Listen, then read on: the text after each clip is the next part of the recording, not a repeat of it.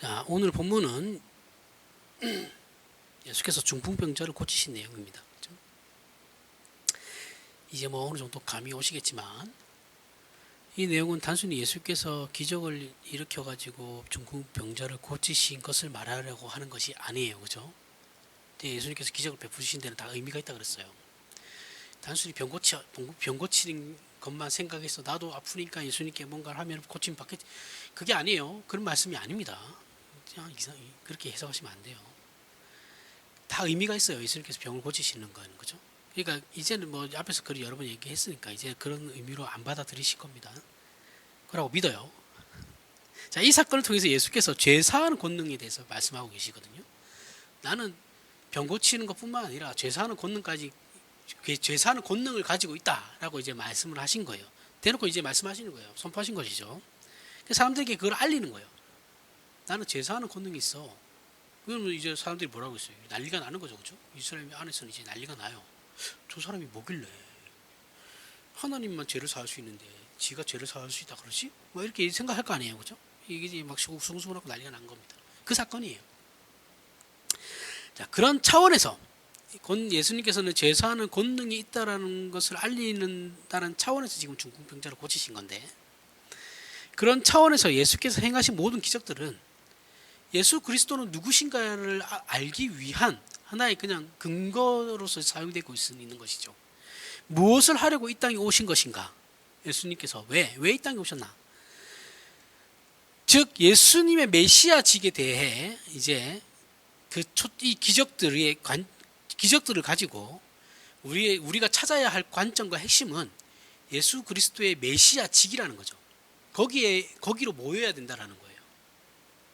우리가 예수님이 예수님 왜 이런 사람들을 고쳤을까라고 할 때 예수님이 이제 메시아라는 것을 나타내시려고, 그래서 죄사하는 권능이라는 것도 오늘 말씀하시는 거구나라고 결론이 가야 된다고요.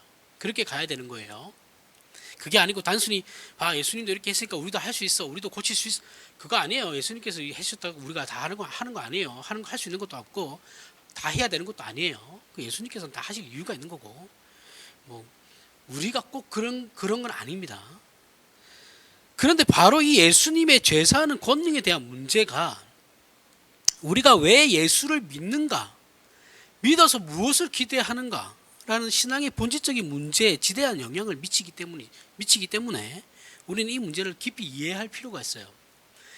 자, 예수께서 죄를 사하시는 권능을 가지셨다를 이해하는 데 있어서 우리가 가져야 하는 이해는 죄에 대한 것이죠. 그죠?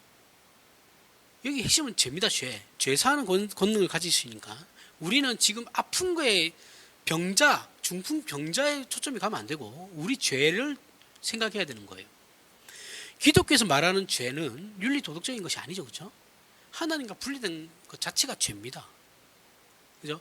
우리가 원죄로 말미암아, 아담의 죄로 말미암아, 아담의 첫 번째 죄로 말미암아 하나님과 분리된 것 자체가 죄예요. 그러니까 하나님과 관계가 회복되지 않은 것 자체가 죄라고요. 그러니까 인류는 모든 사람이 다 죄인이죠, 그렇죠? 왜냐하면 우리는 원죄라는 죄를 가지고 있기 때문에 그 누구도 하나님과 관계가 회복될 수 없어요. 없는 상태예요. 그냥 떨어져 있는 상태예요. 계속 아담 이후로. 그러니까 모든 인류는 다 죄인이에요. 죄인 아닌 사람이 없어요. 다 죄인입니다. 그러니까 이게 구원이라는 걸, 그래서 이런 입장에서 우리가 하나님에 대해서 인간의 입장에서 이렇게 생각하게 되면 이제 구원이라는 것이 이제 나의 노력이 들어가야 된다고 생각하게 되는 것이고, 하나님 입장에서 우리의 죄로 말미암아 하나님과 분리됨으로 말미암아서 죄인으로 전락해버린 이 인류의 입장이 아닌 하나님 입장에서 봤을 때, 구원이라고 했을 때는 우리에게는 아무런 공로가 필요 없는 거예요. 왜냐하면 하나님이 100% 은혜로 그냥 건져주시는 거니까. 그죠?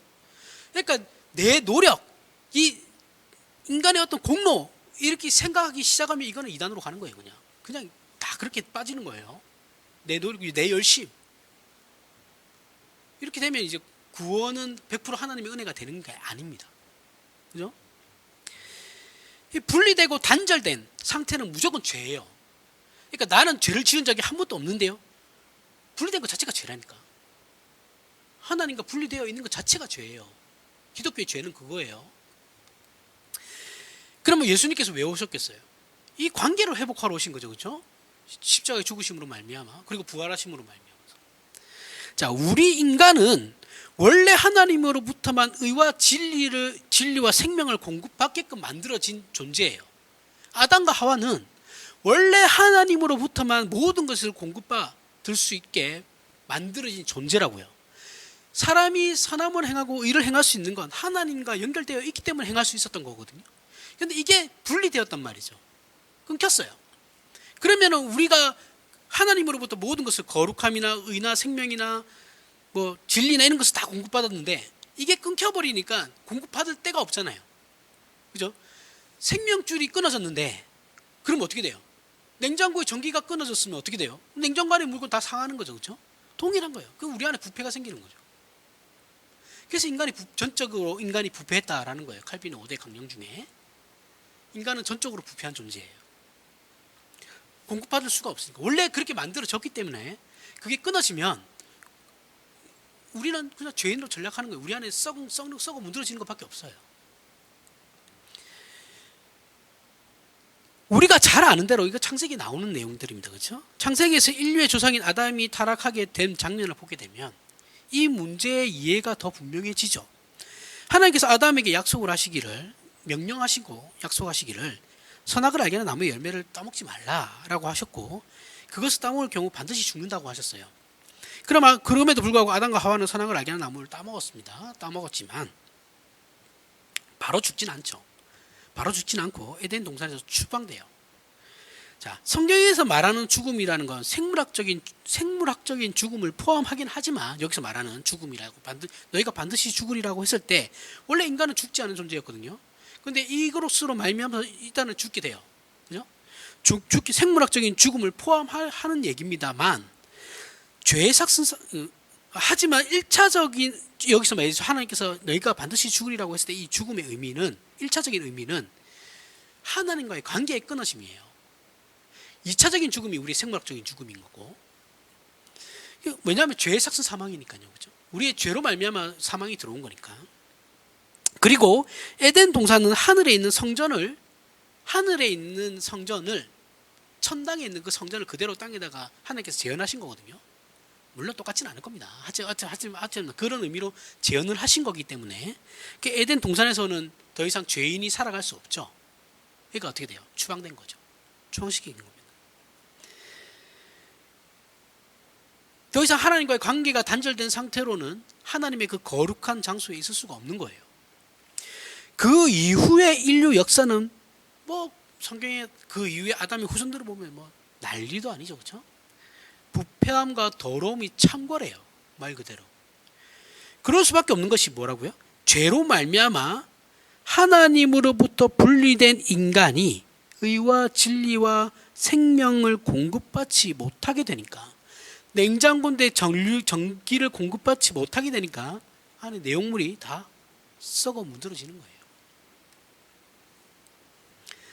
죄의 부정적인 면, 죄의 부정적인 면을 우리가 생각해 봤을 때, 수동적으로나 소극적으로 생각을 하면, 인간이 하나님으로부터 분리되고 모든 부패와 썩어짐의 상태에 이르게 된 것이 죄의 부정적인 면에서의 소극적인 면이에요.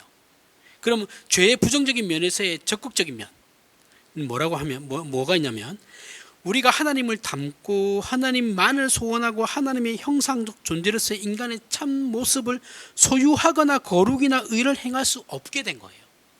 내가 선을 행할 수 없게 된 것, 내가 거룩함을 유지할 수 없게 된 것, 인간의 참다운 창조의 그 참다운 의미를 소유할 수 없게 된 것, 이게 죄의 부정적인 면의 적극적인 부물이죠.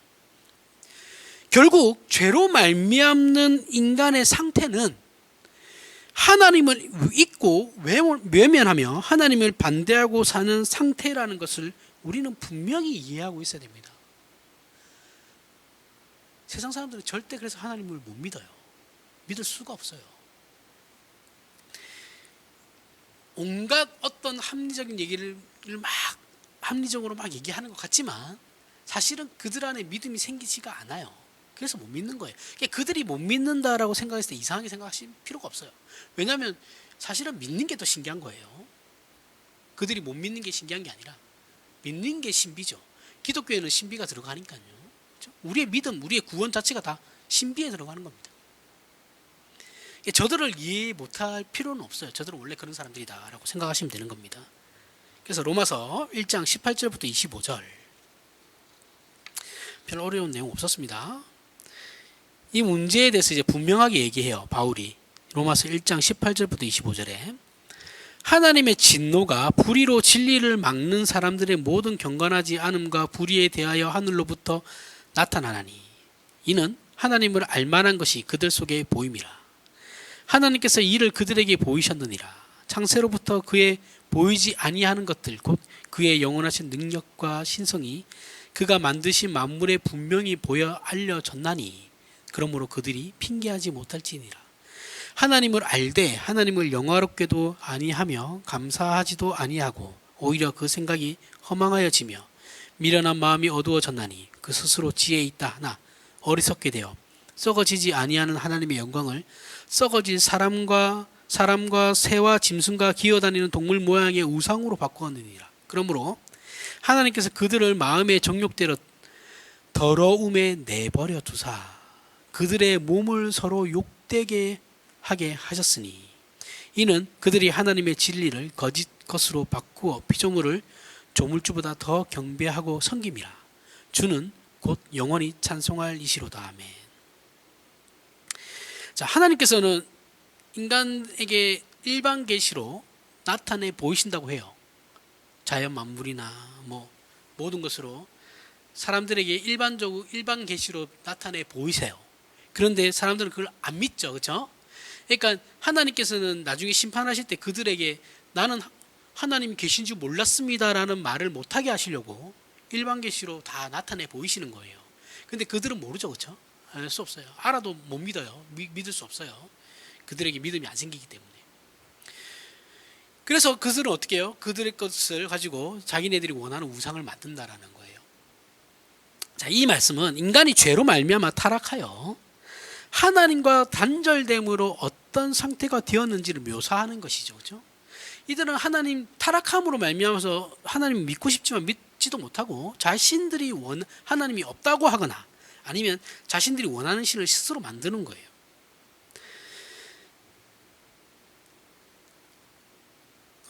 하나님과 단절된 인간은 죄된 상태로 전적으로 그래서 부패했습니다. 그래서 하나님을 사랑하지 않고 거부하죠.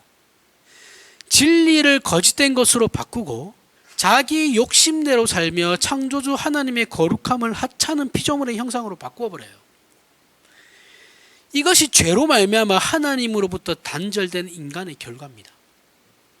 자, 그래서 예수 그리스도께 죄사하는 권세가 있다.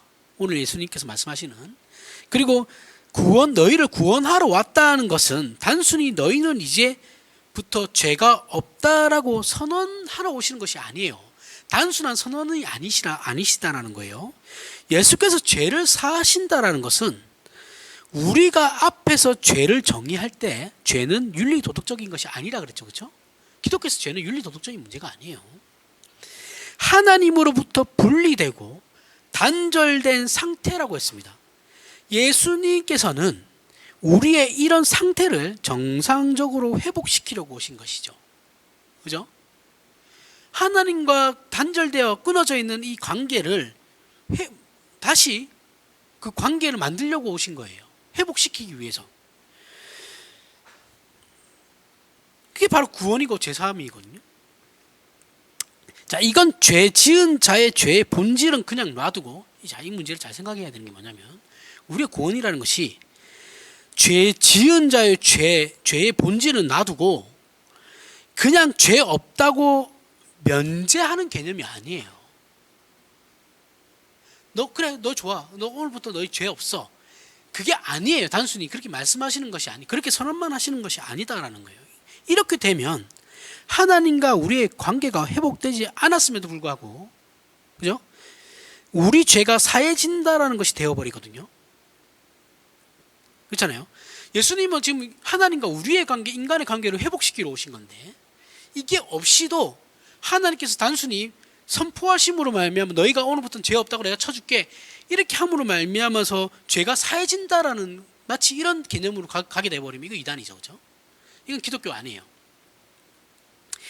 예수께서 내게 죄 사는 권세가 있음을 너희에게 알게 하려 한다라고 하시면서 중풍병자를 고치시는 것은, 환자를 구원하는 것은 뭐예요? 본질적으로 의사가 입장에서 환자를 구원하는 것은 뭡니까? 그 병을 고치는 거죠, 그렇죠? 그런데 환자의 병은 안 고치고 의사가 대뜸 하는 말이 괜찮습니다, 오늘부터 그냥 퇴원하시면 돼요. 병이 안 나았는데 그냥 가시면 됩니다. 이렇다고 해서 그 환자가 그럼 그 병으로부터 구원을 받은 건가요? 아니잖아요, 그렇죠? 이 문제를 해결하려면 환자가 구원받기 위해서는 그 환자의 병이 나아야 되는 거예요. 의사가 진단을 하고 수술을 해야 되는 거예요, 그렇죠? 그래서 그 환부를 드러내야 되는 건데, 그래야지 이 환자가 나을 수 있는 거예요. 구원받는 거잖아요, 그렇죠? 병으로부터. 근데 환자가 병은 안 고치고 그래, 아니 오늘부터 나을 겁니다, 가세요, 이렇게 해버리면 그게 본질적으로 해결이 되냐고요. 병이 해결이 안 되는 거예요, 그렇죠? 그런 게 아니다라는 거죠. 예수님의 구원하심, 죄사함이라고 하시는 것은 그렇게 말로만 하시는 것이 아니고, 예수님께서 직접 우리의 죄를 해결하시기 위해서 오신 거예요, 그렇죠? 이 땅에, 그게 예수 그리스도의 십자가예요. 이건 큰일 나죠. 그렇게 돼버리면 그냥 의사가 치료도 안 하고 그냥 가세요, 나았습니다라고 얘기하면 큰일 날 일입니다. 자, 이와 같이 죄를 사하는 것은 하나님과 단절된 상태는 그냥 그대로 두고 그냥 괜찮다라고 하는 것이 아니에요. 그런 저차원적인 문제가 아니라고요.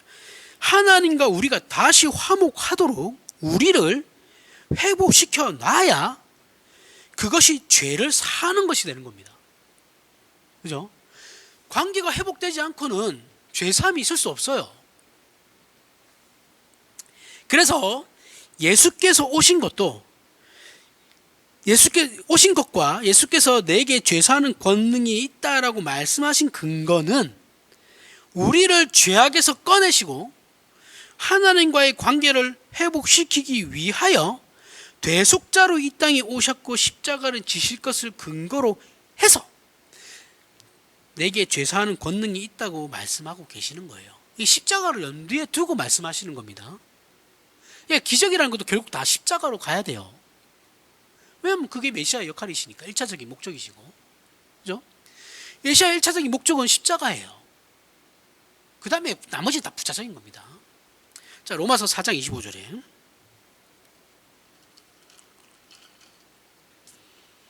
예수는 우리가 범죄한 것 때문에 내줌이 되고 또한 우리를 의롭다 하시기 위하여 살아나셨느니라.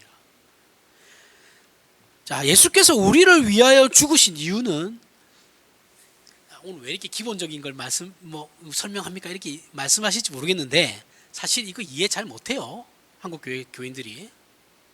자신은 안다고 생각하지만 사실은 몰라요. 예수 그리스도의 십자가가 뭔지 몰라요. 모르니까 맨날 이상한 것만 구하는 거예요, 기도하고. 알면 그런 걸 안 구하죠. 알면 저렇게도 안 살아요. 왜 저렇게 사는데요? 모르니까 그러는 거예요. 모르니까. 자, 예수께서 우리를 위하여 죽으신 이유는 우리를 죄에서 꺼내신 것이죠. 그죠? 죄의 자녀로서 여기에 이 그룹에서 살던 우리를 직접 예수 그리스도께서 끄집어내가지고 하나님의 자녀라는 이 그룹에다 집어넣은 거예요.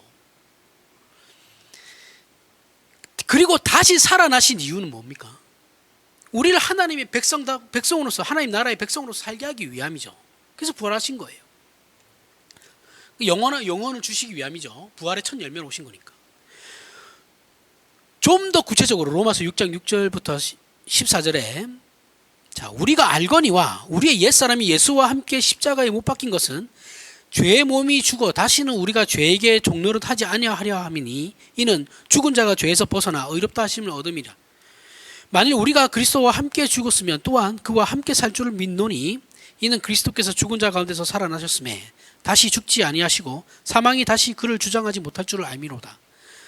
그가 죽음으로 그가 죽으심은 죄에 대하여 단번에 죽으심이요 그가 살아계심은 하나님께 대하여 살아계심이니 이와 같이 너희도 너희 자신을 죄에 대하여 죽은 자요 그리스도 예수 안에서 하나님께 대하여 살아있는 자로 여길지어다. 그러므로 너희는 죄가 너희 죽을 몸을 지배하지 못하게 하여 몸의 사욕에 순종하지 말고 또한 너희 지체를 불의의 무기로 죄에게 내주지 말고 오직 너희 자신을 죽은 자 가운데서 다시 살아난 자같이 하나님께 드리며 너희 지체를 의의 무기로 하나님께 드리라. 죄가 너희를 주장하지 못하리니 이는 너희가 법 아래 있지 아니하고 은혜 아래 있음이라. 아멘. 자, 예수께서 우리의 죄를 그냥 용서해 줄게. 오늘부터 너희 죄를 그냥 용서해 줄게. 없던 것으로 해 줄게라고 하시는 것이 아니고 죄 가운데 있는 우리를 그 죄에서 꺼내신 것이죠. 아까 얘기했지만 이쪽 그룹에서 이쪽 그룹으로 옮기신 거예요. 여기는 영원히 만날 수 없는, 이 둘은 영원히 만날 수 없어요. 꺼내셔가지고 이쪽으로 집어넣었어요. 그러니까 이쪽에 있다가 다시 이쪽으로 갈 수는 없어요. 구원이 취소될 수 없다라는 거예요. 어떻게 꺼내셨냐? 존재가 달라진 거죠. 그렇죠? 아예 존재 자체가 바뀌었어요. 우리는 이쪽에 있다가 이쪽으로 온 거니까 완전 존재가 달라요. 여기는 절대 만날 수 없는 그룹이라고 그랬어요. 둘은. 어떻게 꺼내셨냐? 성자 하나님이신 예수께서 직접 이 땅에 오셔서 우리를 자기 안에 붙으시고 죄의 영역에서 죽으심으로, 그죠? 죄의 영역 속에서 죽으셨어요. 죄 없으신 분이 죽으심으로 죄의 자리에 있던 우리의 존재를, 어떻게 여기서 뭐라고 합니까? 예수님께서 죽을 때 우리도 같이 죽었다 그랬죠, 그죠? 바울이 그렇게 얘기하죠. 예수 그리스도께서 십자가의 죄의 영역 안으로 내려오셔서 죄의 영역 아래 있던 우리를 예수 그리스도가 십자가에서 죽으실 때 같이 우리를 소멸시키셨다고요. 같이 죽이셨어요. 같이 죽이심으로 말미암아 소멸시켜버렸어요. 노예가 그 노예의 자리에서 벗어나는 방법을 예전에 제가 한번 설명했는데, 노예가 노예 자리에, 노예의 신분에서 벗어나는 방법은 주인이 자유를 주거나, 그 노예의 주인이 자유를 주거나, 노예가 죽는 것 말고는 방법이 없어요. 그런데 우리는 죄의 노예였거든요. 그죠? 죄의 노예, 사망의 노예였어요. 그럼 죄의 노예인데 죄가 우리를 놓아줄 리는 없죠. 절대 없어요. 그러면 방법은 뭐예요? 우리가 죽는 것밖에 없어요. 그죠? 우리가 죽어야 우리가 그 죄의 노예로부터 해방될 수 있는 거예요. 그래서 예수 그리스도께서 십자가에 죽으실 때 본인들의 자녀, 선택받은 백성들과 함께 다 같이 죽은 거예요. 이거는 과거, 미래 다 포함하는 겁니다. 현재. 미래에 있을 하나님의 백성들, 예수님 이전에 있던 하나님의 백성들, 예수님 당시에 하나님에 있던 하나님께 선택받은 백성들 모두를 다 포함하는 거예요. 그래서 단번에 죽으시는, 한 번밖에 안 죽으신다고요. 그 한 번으로 유효적인 효과를 다 내시는 거예요. 대단하시죠? 자, 그러면 유일한 방법이 죽는 거니까 우리는 죽이셨어요. 같이 죽었어요. 함께 죽은 겁니다. 예수님과 함께. 그래서 우리가 가진 죄의 노예라는 신분도 없어졌어요. 어떻게? 우리는 이제 하나님의 자녀라는 신분을 가지죠. 이쪽으로 옮겼다 그랬으니까, 그죠? 여기 거는 우리 거는 없어졌고 이쪽으로 옮겼어요. 그리고 예수께서 부활하셔서 인류의 새로운 대표가 되셨죠. 원래 우리의 죄의 노예에 있을 때 우리의 대표는 아담이었죠, 그렇죠? 죄. 근데 인류의 새로운 대표, 둘째 아담이신 예수 그리스도로 말미암아 우리가 새롭게 창조되었죠. 우리의 대표는, 인류의 대표는 예수 그리스도입니다. 아담이 아니고. 재창조가 일어난 거예요. 그걸 거듭남이라고 하는 겁니다. 새로운 인류가 됐다고요. 보라, 새 것이 되었도다. 그러면 당연히 우리 신자들은 더 이상 죄의 노예가 아니죠. 신분이 아예 바뀐 거니까. 우리는 노예였다가 죽었다가 다시 살아난 거니까. 우리 거듭났으니까, 재창조되었으니까 우리는 이제 하나님의 자녀예요. 죄하고는 상관없어요. 물론 우리 안에 죄성은 있습니다. 영원히 여전히 남아있어요. 그 원죄 부분은 예수님께서 해결해 주신 거니까. 그렇다고 해도 우리 안에 죄성은 남아있어요. 자유인이에요. 노예가 아니다라는 말은 자유인이죠. 그렇죠? 자유인은 내가 뭐든지 할 수 있어요. 내가 선택할 수 있죠. 다시 시작하는 거예요. 예수 믿었으니까 땡이 아니고 예수 믿는 그 순간부터 다시 시작되는 거래요. 삶이 다시 시작되는 거라고요. 근데 우리 예수 믿으면 끝나는 줄 알아요. 예수 믿었으니까 끝. 그거는 구원파들이나 하는 소리고 이단들이나 하는 소리고, 우리는 예수를 믿었으니까 이제부터 이때까지는 죄의 노예된 신분으로 살았다면 이제는 하나님의 자녀된 신분으로 새로운 삶을 다시 사는 거예요.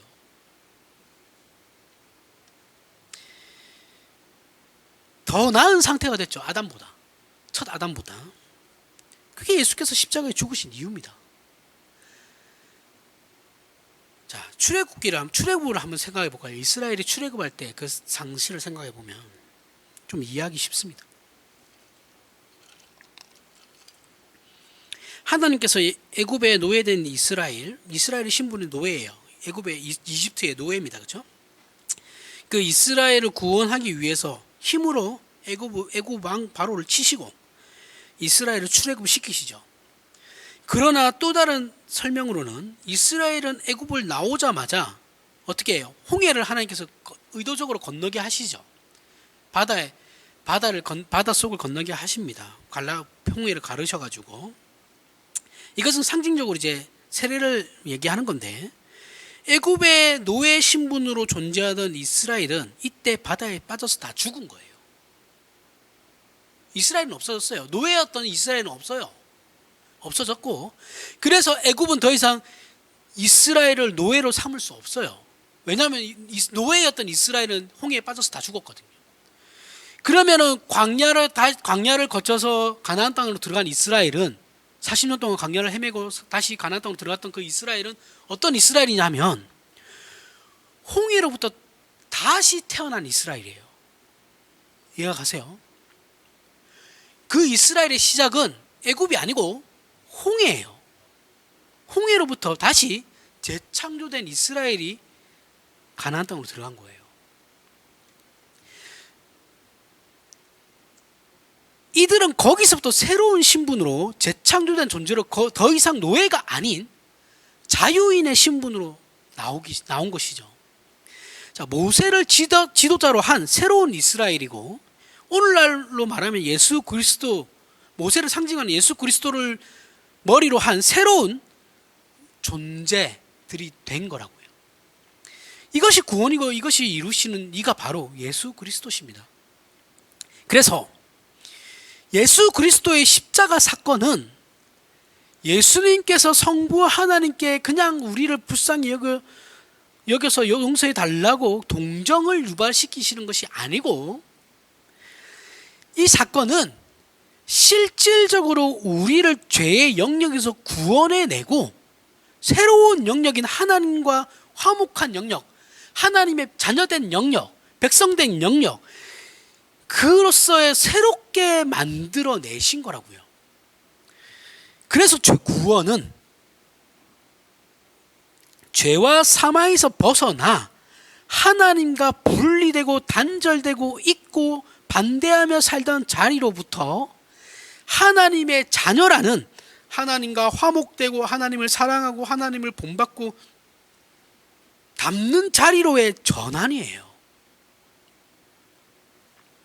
그럼 예수를 믿는 보상이 무엇이고 그 기대가 무엇인가라고 우리가 했을 때, 도대체 예수 믿는 게 뭐야 그러면? 이렇게 했을 때 그 질문에 대한 우리의 답은 언제나 이거여야만 합니다.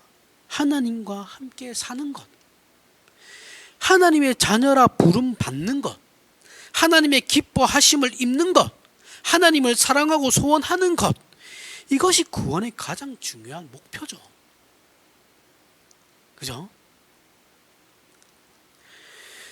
이게 아니고 만약에 예수 믿어서 형통하게 지내고 최소한의 보호를 받으며 근심 걱정 없이 사는 것, 이것이 구원이라고 생각하면 이건 한참 잘못된 곳으로 가고 있는 거예요. 구원은 그런 게 아니에요. 오늘날 기독교 신자들은 예수를 믿어 신자가 된다는 것이 무엇인지를 구체적으로 잘 몰라요. 알 것 같지만 몰라요. 제일 심각한 애들이 어떤 애들이냐면, 교회 가면 청년부 애들 중에 대학부죠. 정확하게 얘기하면 대학부인데 뭐 기독교 단체, 대학교 안에 기독교 단체들 있죠, 그렇죠? 거기에서 간사하는 애들이 있어요. 다 나쁜 거나 다 나쁘다라는 것이 아니고 걔네들이 교회를 망쳐요. 걔네들이 알고 있는 건 정말 아무것도 아닌, 정말 조금 아는 거 가지고 마치 어마어마하게 아는 것처럼 얘기해서 자신을 포장해요. 그러면서 교육자들한테 대들어요. 물론 공부 안 하는 교육자들도 문제예요. 걔네들한테 반박조차 못하니까 교육자들도 문제죠. 근데 걔네들이 더 문제예요. 선교단체에서 그러니까 교회들이 선교단체를 안 좋아하는 거예요. 교회를 분열시키니까 자꾸. 안 가는 게 좋습니다. 근데 사실은 저는 별로 찬성하지 않습니다. 신앙교육은 무조건 교회예요. 자신이 다니는 교회에서 받는 게 제일 좋아요. 그 교회가 마음에 안 들면 교회로 옮기시면 돼요. 조금 아는 거 가지고 막 이상한 얘기들을 해버려요. 그러면 이게 사람이라는 게 되게 웃긴 게 뭐냐면 젊었을 때 그렇게 정립되어 버린 신앙이 늙을 때까지 가요. 죽을 때까지. 안 변해요. 중간에. 아무리 제가 그게 아니다라고 얘기해도 안 믿어요. 목사 된다고 신학교 들어온 애들 보면 다 그래요. 교수가 아무리 너네들이 지금 생각하는 그 신앙이 아니다라고 얘기해도 안 믿어요. 그러니까 학교에서 백날 가르쳐봐야 나오면 이상한 소리 하는 거예요. 그 교수가 얘기하는 게 맞다라고 얘기하는 애들은 10%도 안 돼요. 그 교수님의 가르침을 그대로 받아들이는 애들이 많을 것 같죠? 10%도 안 돼요. 시험 칠 때나 교수가 얘기한 거 그냥 그대로 쓰는 거지. 나가서는 딴소리 합니다. 설교하는 내용하고 그 사람들이 설교하는 내용하고 교수가 가르쳤던 내용하고 비교 대조하면 하나도 안 맞아요. 그렇게 된다고요. 뭔 얘기하다 이렇게 갔죠? 잘 몰라요. 사실은. 뭐 저라고 저도 몰라요. 모르는데 저는 어쨌든 배운 대로 하는 겁니다. 배운 대로 하려고 하는 거고. 어떻게 다 알겠습니까? 배운 대로 가르치는 것도 힘들어 죽겠어요. 다 몰라가지고. 근데 이걸 어떻게, 다 자기가 마치 다 아는 것처럼, 그건 아니죠.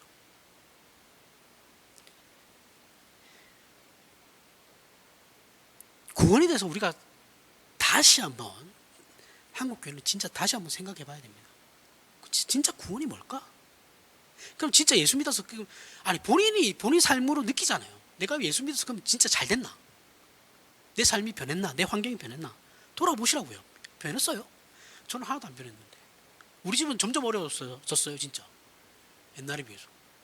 저 어렸을 땐 잘 살았거든요. 점점 가게가 기울었어요, 제가 크면서. 그럼 그건 뭐예요?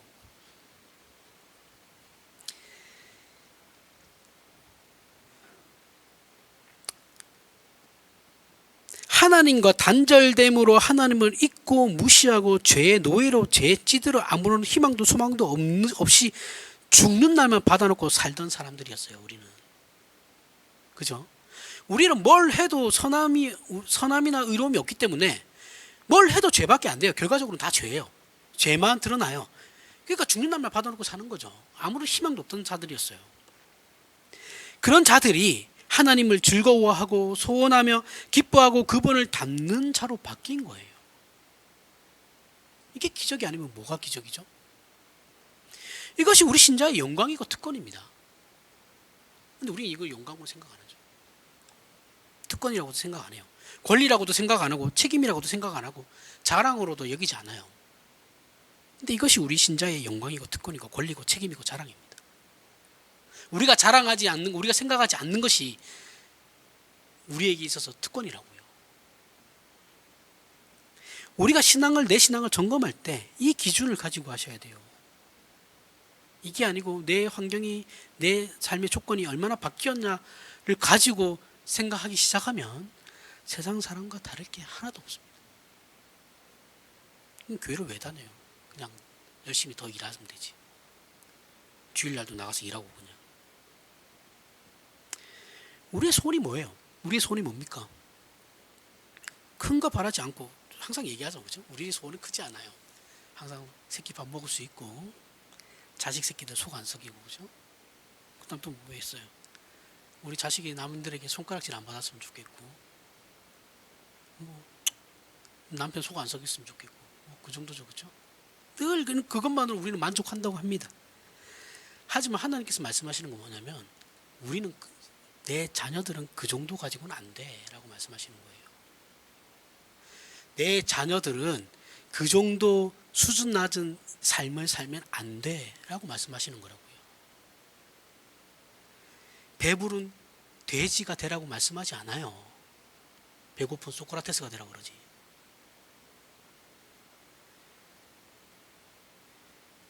고작 이 정도로 예수 그리스도를 팔아먹지 말라는 거예요. 그리고 혹시라도 그 조그마한 평화와 행복, 우리가 그나마 없는 살림의 평화와 행복을 누리고 있다라고 생각하는 그거 깨질까봐 우리 조마조마하잖아요, 그죠? 그 깨질까봐, 혹은 하나님이 어느 순간에도 갑자기 변덕을 부리셔가지고 나에게 막 환난을 주시고 막 그 변덕 부리실까봐 그 겁이 나가지고, 그래서 입막음 하느라고 교회 열심히 나오고 연보 열심히 하고, 이거 안 된다라는 거예요. 예수 그리스도의 십자가로 이거는 모독하는 겁니다. 그거로밖에 생각 안 하고, 제가 지금 얘기한 것 자체, 예수 그리스도의 십자가의 내용에 대해서 얘기하면서 이게 얼마나 큰 신비고 기적인지에 대해서 얘기하고 있는데, 꼴랑 그것 때문에 예수 그리스도를 팔아먹으면 그거는 나쁜 놈이죠. 신자도 아니죠, 사실은. 그런 거 정도로면 예수님께서 십자가에서 죽으실 필요도 없었고 이 땅에 오실 필요도 없었어요. 그냥 그래, 내가 용서해 줄게, 그걸로 하나님께서 그냥 선포하시면 끝나는 일이었어요. 근데 그렇게 안 하셨단 말이죠. 관계를 회복시켜서 해야 돼. 본질을 해결해야 되니까. 본질을 해결하려고 해야 돼. 이게 문제가 해결이 되니까요. 본질 놔두고 아무리 얘기해봐야 그게 아무런 소용이 없잖아요. 예수 그리스도의 십자가는, 우리가 여러분이나 제가 받은 이 구원은 그냥 싸구려가 아니에요. 돈에 팔려나가는 그런 복음이 아니라고요. 훨씬 고급하고 깊고 비교할 수 없는 굉장한 겁니다. 하나님의 자녀로 회복된 것이고, 그의 성품에 참여하는 것이고, 영원한 영광과 지극하신 하나님의 자녀라는 이름으로 하나님의 영원한 나라의 백성으로 부름을 받는 거예요. 우리의 삶은 하나님과 함께하는 삶이고, 우리의 모든 존재와 행동과 발언과 생각이 다 의와 진리와 거룩과 생명으로 이어지는 거라고요. 우리 신자는 우리가 서 있는 그곳이 어떤 곳이든 간에 그곳에서 하나님의 영광이 드러나고, 그분의 자비와 긍휼과 은혜가 단절되며 하나님의 오래 참으심과 복주심과 구원하심이 펼쳐지는 그런 존재이고, 또한 그런 내용들이 증거되는 존재여야 하는 겁니다. 이것이 기독교 신앙이고 우리의 믿음이며 우리가 가진 것들이에요. 자랑이에요. 특권이고 책임입니다. 이것이 예수님 당시 이스라엘이나 지금의 이스라엘, 여전히 오해하고 있는 문제죠. 그죠? 이게 지금 이스라엘한테는 이런 이해가 없어요, 지금. 메시아의 오심은 언제나 하나님과의 관계의 문제이지 세상적인 지위나 세상적인 보상과는 아무런 상관없습니다. 아무 상관없어요. 요한복음 6장 볼까요?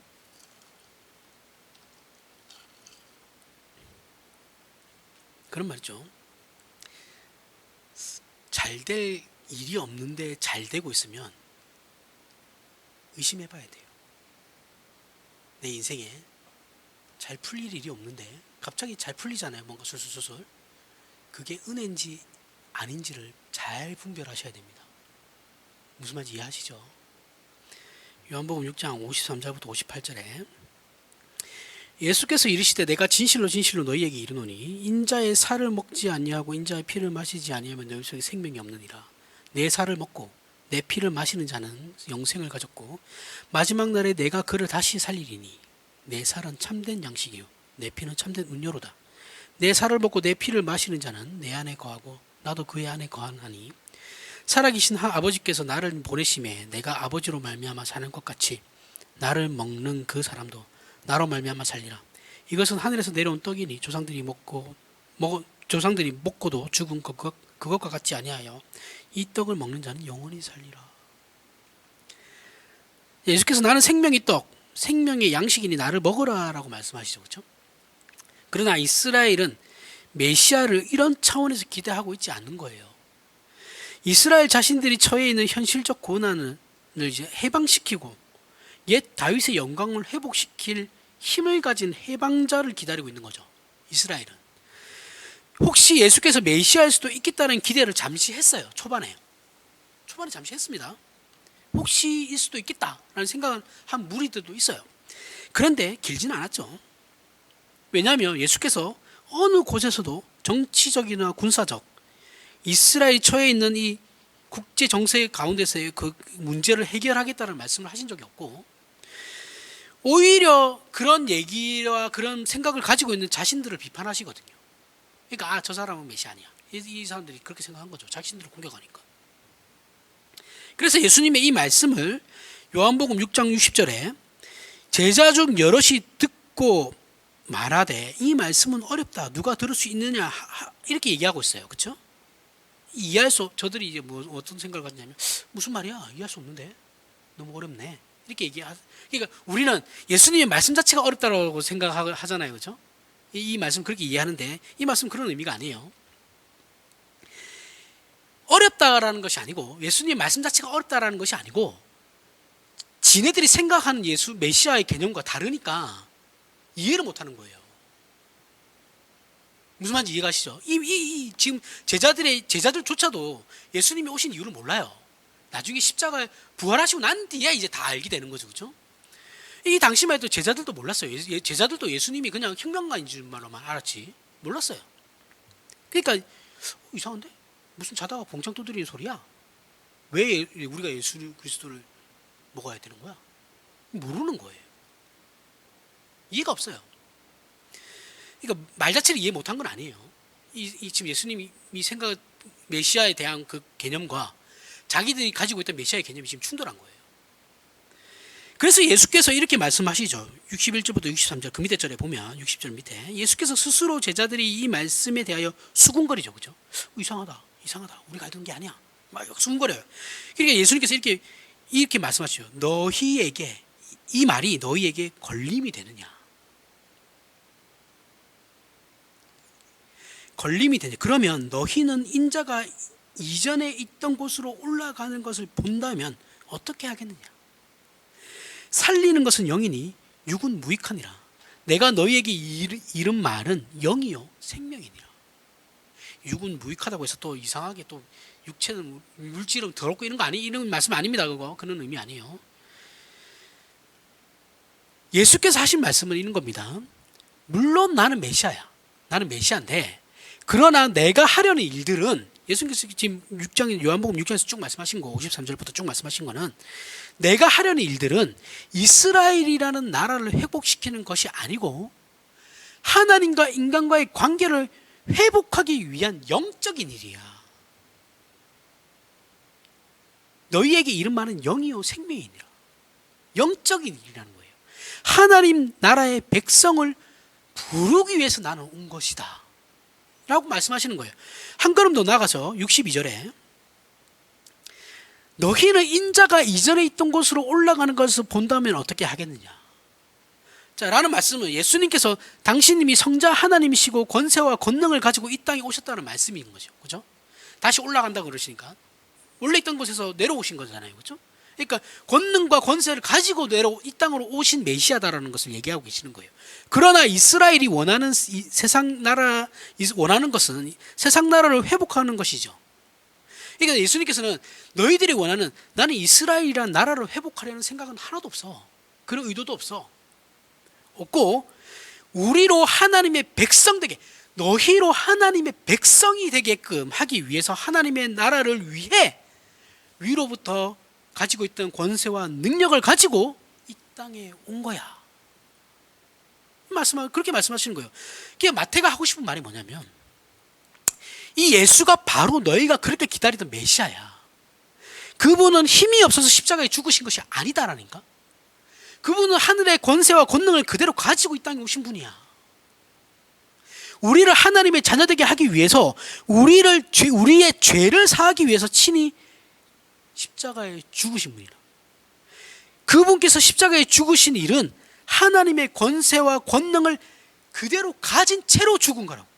힘이 없어서 죽은 것이 아니고 힘이 있는 상태로 그냥 죽으신 거라고요. 죽으신 것이야. 그렇게 우리를 죄와 사망에서 꺼내시고 하나님의 자녀로 만드신 것입니다 라고 지금 설명을 하고 있는 거예요.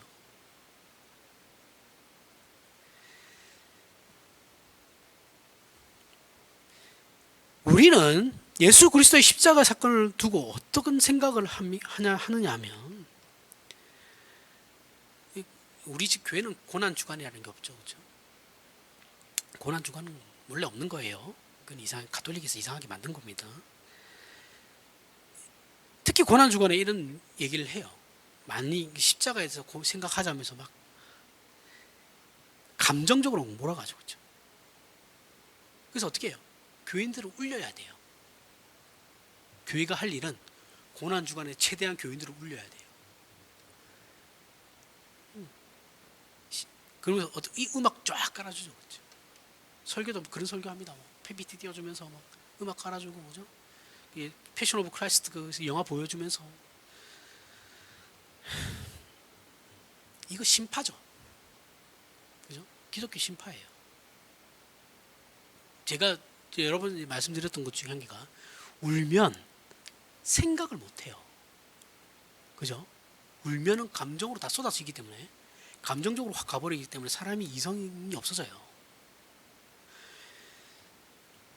심파로 가면 안 됩니다. 오히려 우리는 정신을 똑바로 차려야 돼요. 똑바로 차리고, 이 예수 그리스도의 십자가를 생각할 때 정신을 똑바로 차리고 이 십자가 사건에 대해서 생각하고 그 의미를 고민해야 되는 거예요. 예수를 믿는다는 것이 무엇인지를 생각을 해야 되는 겁니다. 울면 안 돼요. 울면 운 것으로 그냥 끝나요.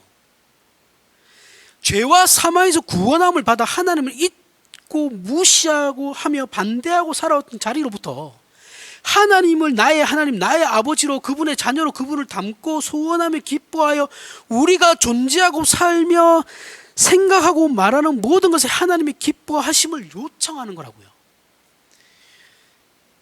이것이 신앙이고 신앙함이고 신앙생활이에요. 이건 운다고 해결되는 게 아니죠. 그죠? 이거는 생각을 해야 되는 거예요.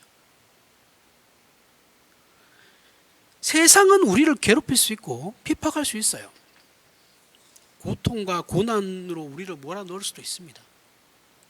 그런데 하나님의 기뻐하심을 잊고 하나님을 소원하고 하나님과 동행하는 것을 막을 방법은 세상은 가지고 있지 않아요. 그걸 하나님께서 허락하신 거니까요.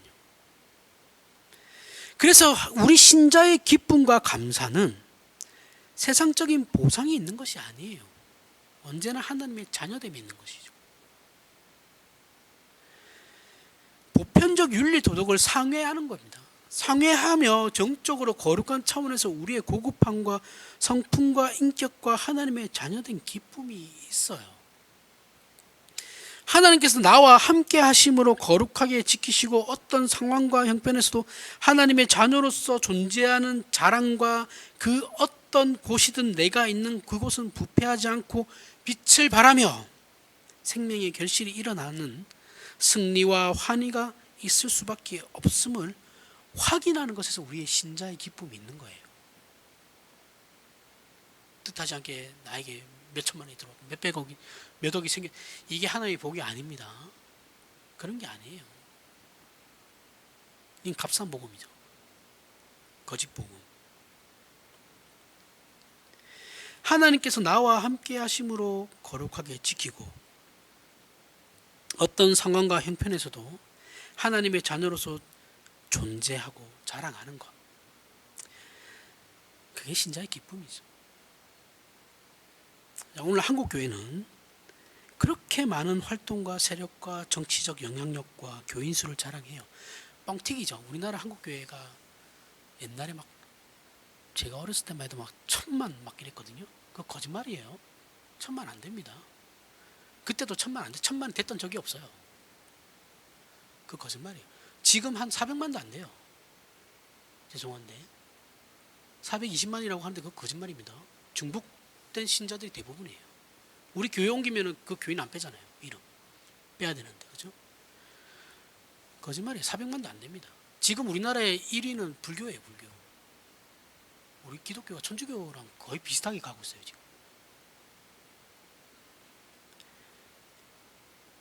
뻥튀기 다 그거 세 조작해가지고. 에휴. 교인수 자랑하죠. 근데 잘 보십시오. 한국 교회가 한국 사회에 어떤 영향력을 미치고 있는지, 어떤 선한 영향력을 미치고 있는지 한번 고민해 보십시오. 하나도 없어요. 진짜 하나도 없습니다. 기껏 해봐야 사회복지 부분에서 좀 많은 영향력을 미치려고 하는데 사회복지 비리 엄청 많잖아요. 그거 다 하고 있는 거예요. 그거 다 기독교인들이에요. 언제부턴가 한국 교회는 욕 안 먹으면 다행이에요. 그렇죠? 엄청 비참한 겁니다. 이거. 목사는 지금 목사라고 하잖아요. 그럼 사회적인 잠재적 범죄자예요. 목사라고 하면 저 사람도 언젠가는 성범죄거나 성범죄나 교회 그 공금 횡령 하겠네. 다 이렇게 봐요. 목사가 어디 있어요? 목사 요즘 목사라고 누가 뭐 목사님 해줍니까? 안 해줘요. 아이고 저것도 언젠가는 해먹겠지. 제가 얘기했죠. 윤혁 청년이 자기 직장에서 친한 형이 목사다라고 하면 와 엄청 부자겠네. 그 얘기부터 한대잖아요. 아닌데 세상 가난한데 목사 다 그러니까 세상 사람이 인식이 그렇다고요. 다 부자인 줄 알아요. 이 뭐 문제가 이 뭐가 문제겠어요, 도대체. 잠재적 성범죄 또는 사기꾼 취급받죠. 진리를 소유한 기독교가 사회에 도전을 주지 못할 망정 요거 안 먹으면 다행이라니 이건 뭔가 잘못해도 한 점 잘못된 겁니다. 자성을 못해요. 자성이 목소리조차도 안 나와요. 진리의 문제보다는 우리의 못남으로 더 많은 비판을 받고 있는 상태라서 세상 탓도 못해요. 그죠? 우리가 복음을 전하다가 지금 핍박받는 게 아니에요. 우리가 잘못한 걸로 욕을 먹고 있는 거니까 세상 탓도 못하죠. 요즘 그래서 하도 교회 욕을 하니까 댓글 같은 거 보면 세상 사람들이 교회 걱정해 줍니다. 힘내십시오. 그런 교회, 그렇지 않은 교회도 있다는 거 압니다. 저는 교회는 다니지 않는데 힘내십시오. 이 세상이 걱정해 주고 있어요. 얼마나 답답합니까? 이런 게 민망한 거예요. 다른 게 민망한 게 아니고. 뭐가 문제겠어요? 그럼 왜 이런 게 문제일까요? 왜 이런 문제들이 한국 교회에 일어나는 걸까요? 예? 욕심. 맞아요. 욕심이에요. 그럼 그 욕심이 뭐냐? 어떤 걸 근거로 해서 나타나게 됐냐? 신자라 부름받은 존재들이, 신자라고 하는 사람들이 세상의 것으로는 흉내낼 수조차 없는 하나님의 자녀로서 마땅히 가져야 하는 의와 진리와 거룩한 생명을 드러내는 일에는 관심이 없고 욕심을 부리니까. 세상 사람들과 하나도 안 다르니까. 빛의 존재로, 소금의 존재로 세상 앞에 서 있지 못하기 때문에 그런 거예요.